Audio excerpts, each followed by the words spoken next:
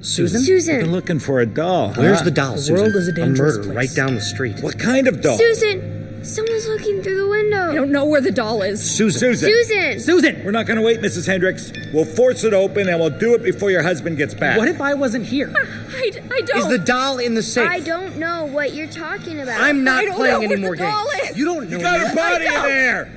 I don't. Susan!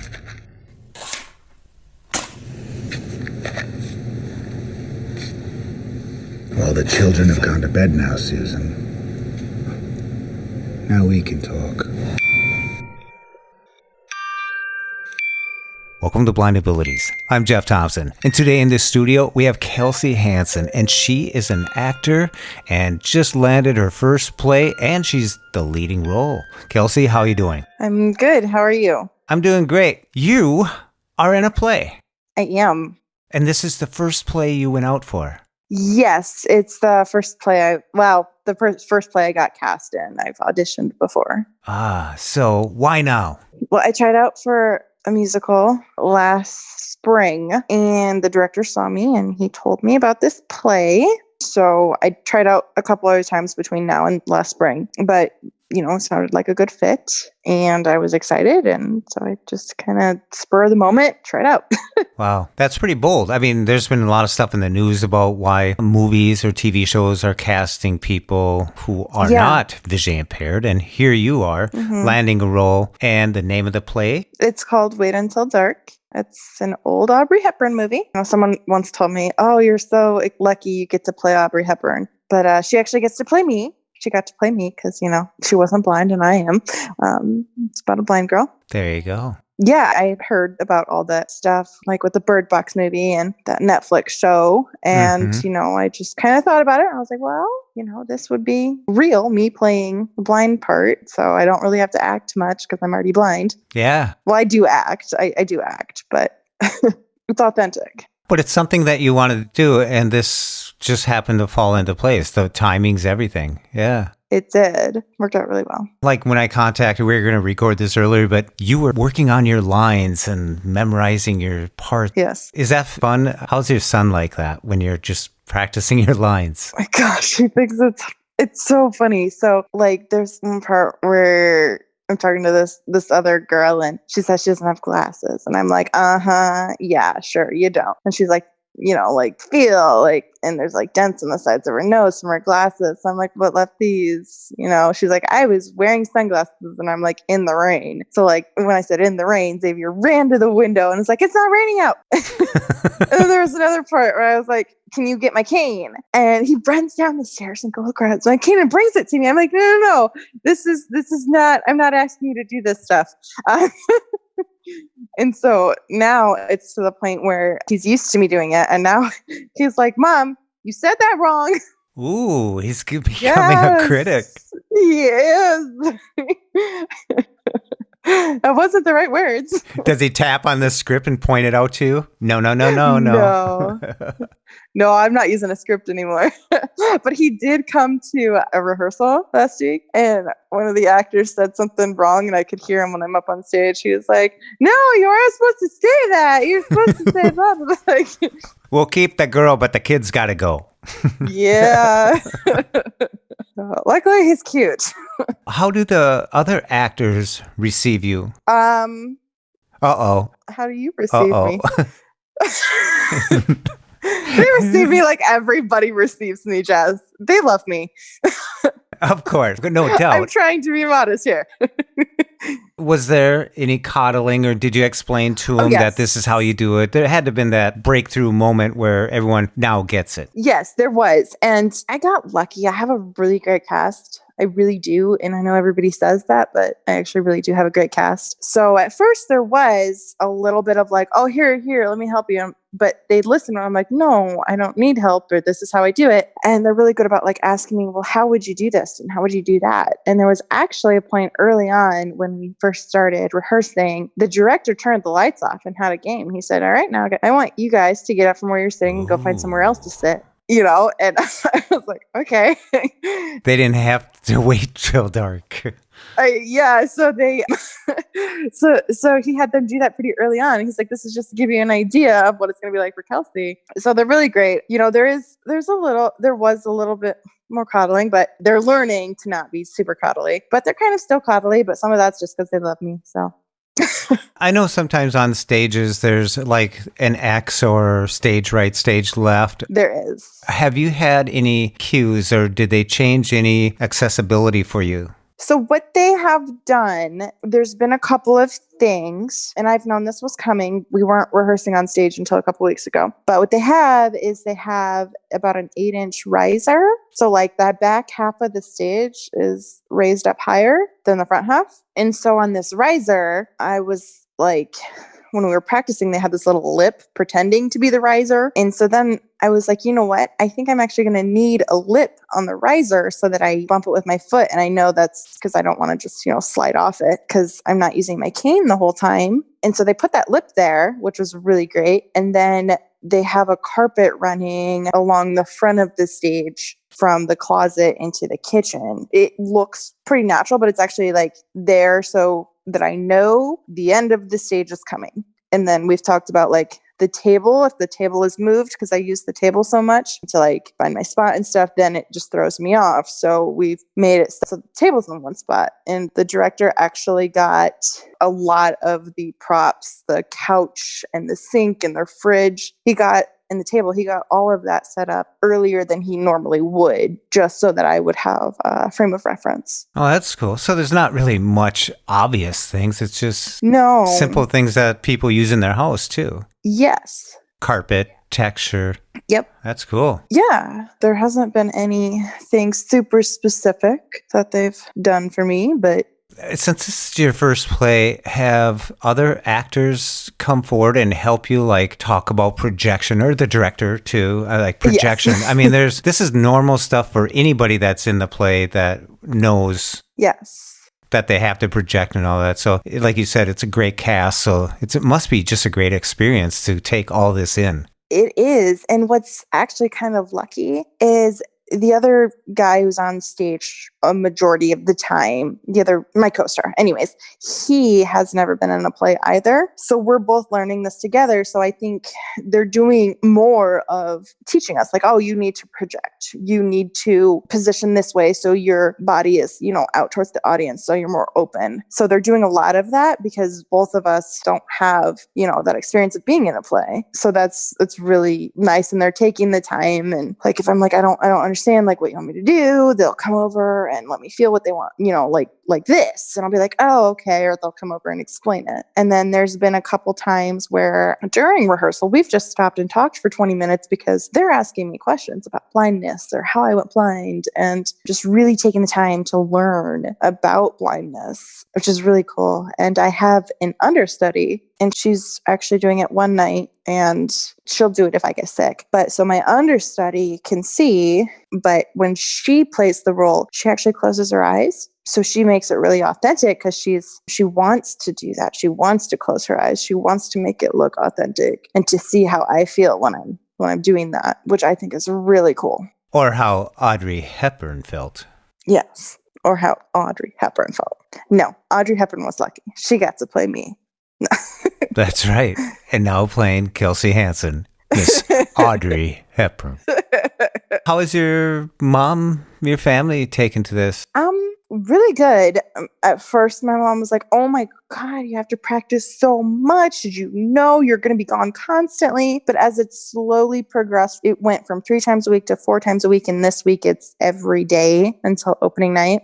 She's gotten better. And, she's like, I don't want you to, because I wanted Xavier to come to my rehearsal last week. And my mom was like, well, I don't want him to go because you've worked so hard and I don't want him to, mess this up for you. And I was like, well, that's really nice of you. But I did want him there, and he got to see a little bit of it, which was good. But, so she's gotten really excited about it and seen how, much hard I've worked on it. So my mom is really excited about it. Do you think it's just as hard to become an actor and be in a play and do a play as it is for anybody? I mean, I don't think blindness has much more to do with it. I don't think so. I think the only thing is I take like slightly more time with some things and slightly, but it's not really even that, because all the other actors, sometimes they have to stop and be like, wait, I'm confused. What do you want me to do? I think the hardest part has been, I got a Braille script,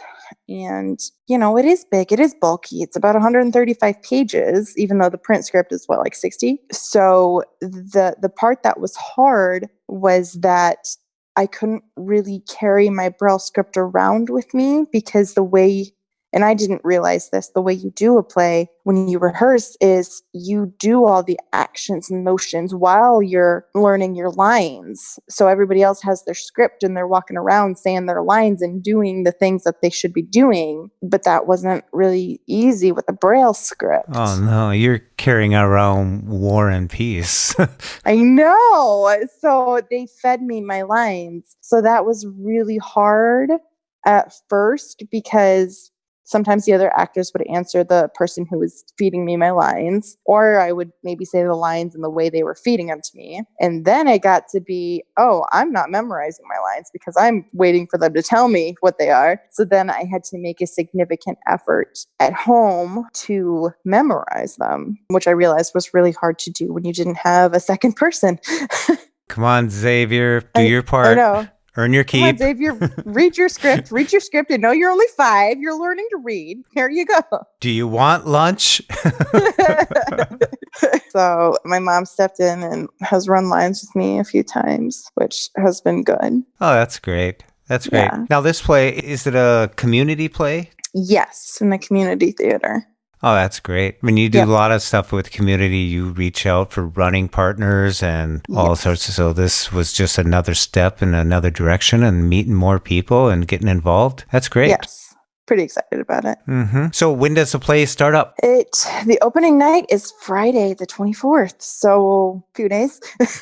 Wow. There you go. Our dress rehearsal is Thursday, and it's an open dress rehearsal. So they invite people. So it'll be a full house still. They invite people as opposed to... Yeah, like you have to have an invitation to go to the dress rehearsal. Oh, I see. Mm-hmm.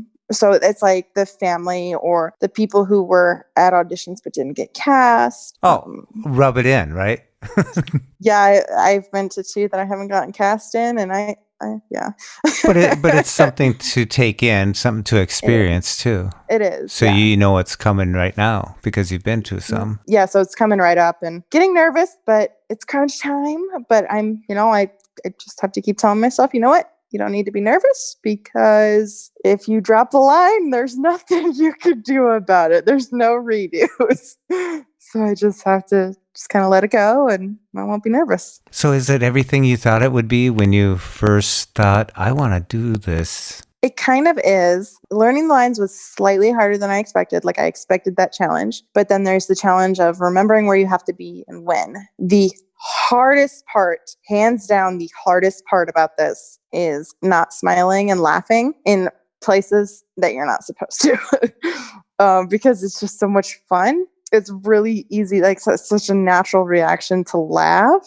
Like, if I trip or slip and fall, I laugh. Well, if I slip and fall on stage, I need to not laugh because I need to stay in character. And if I'm in a point in the script, and let's say I slip on something, because at one point there's water on the stage, I can't just laugh because I'm supposed to be scared.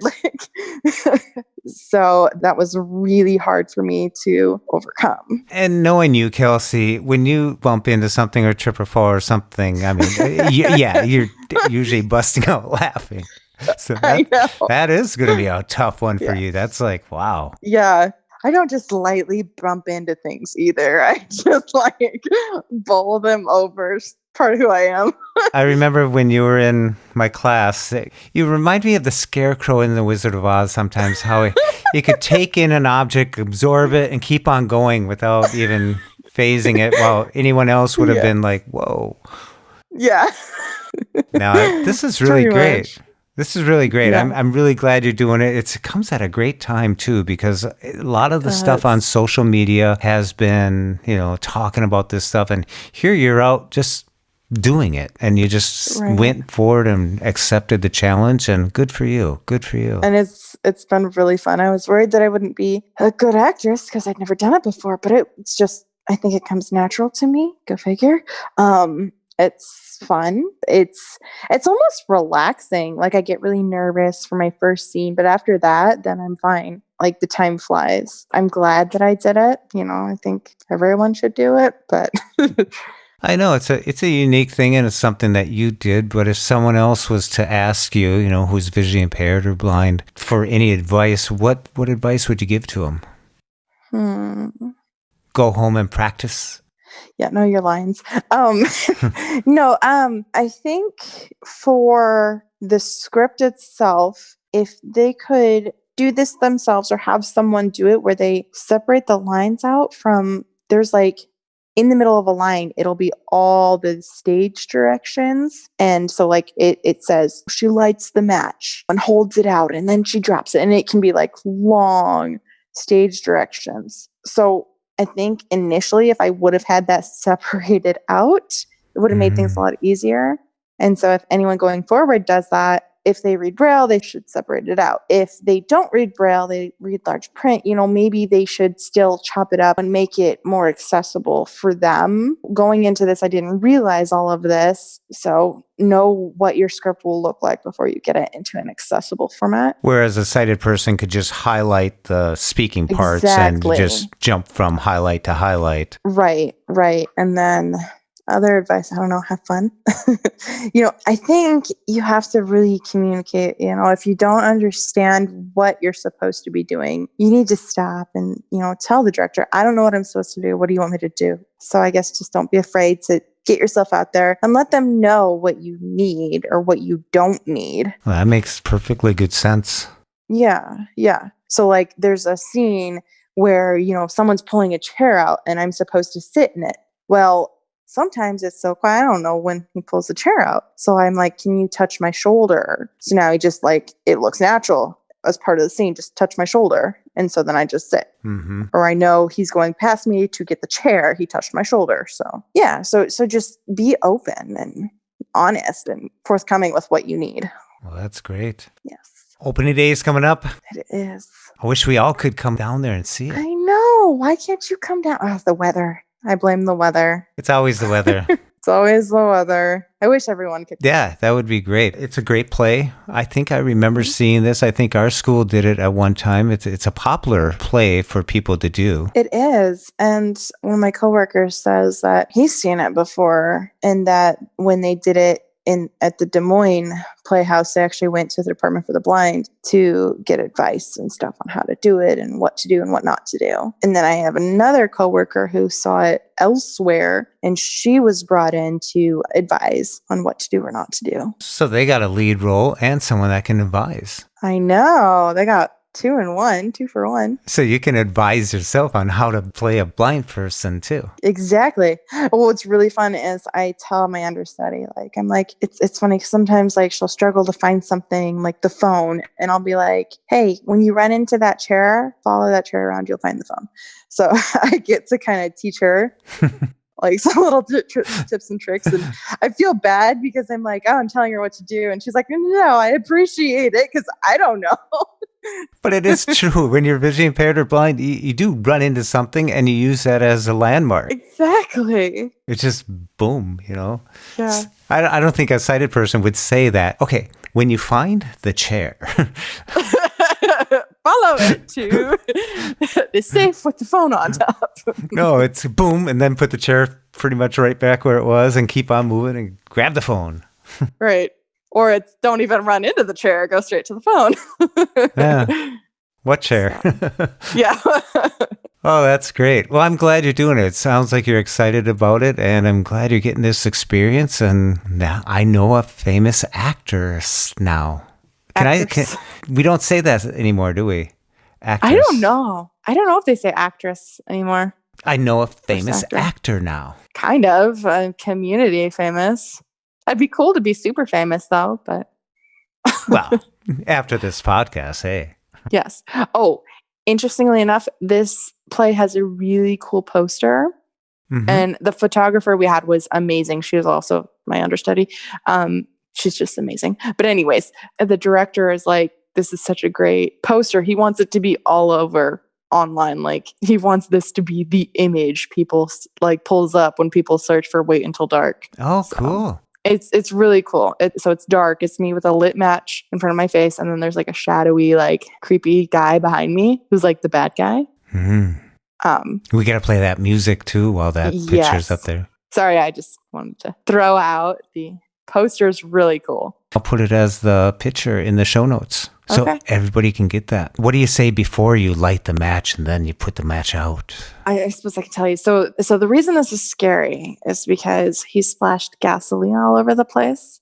So at one point, I've turned off all the lights. I've gotten the lights off because now he's on my level. Like he doesn't know he doesn't know where he's going, and I'm experienced. I know exactly where I'm at. And so, so I'm like, I have your knife, Mr. Rote. And he lights a match and he's like, oh, I see you. You're over there. But I pick up a gas can and start spraying him with it. So he's like, stop, put it out. And so then I actually do a lighter because I kept breaking the matches because that's who I am. I just broke all the matches. Anyway, so they got me a lighter. So I flip the lighter up and I go, you want to light another one? You've got a whole box full. Throw the matches on the floor or I'll set you on fire. And I like advance towards them with this lighter and there's gas all over. So Oh, cool. pretty awesome. Yeah, it's exciting. Okay, one last question before we go. Yes. When I was in children's theater and acting, this was years ago. I thought it was just yesterday. The other day,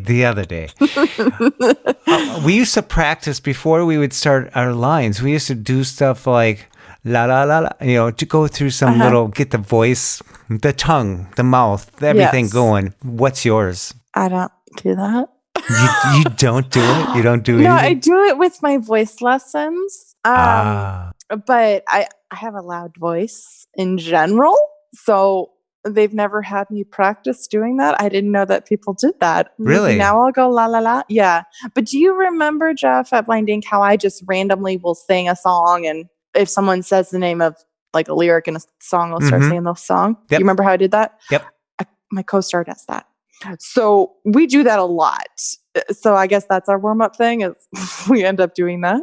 There you go. Yes. So one day I ripped my pants and we ended up singing the SpongeBob song. There you go.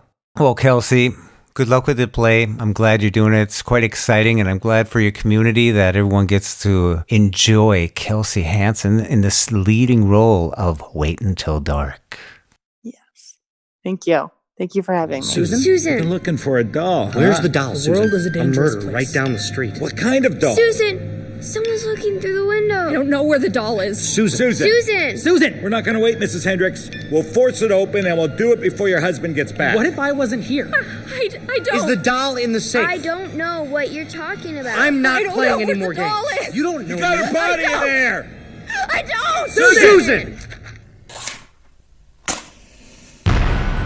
When we share what we see through each other's eyes, we can then begin to bridge the gap between the limited expectations and the reality of blind abilities. The realities of blind abilities.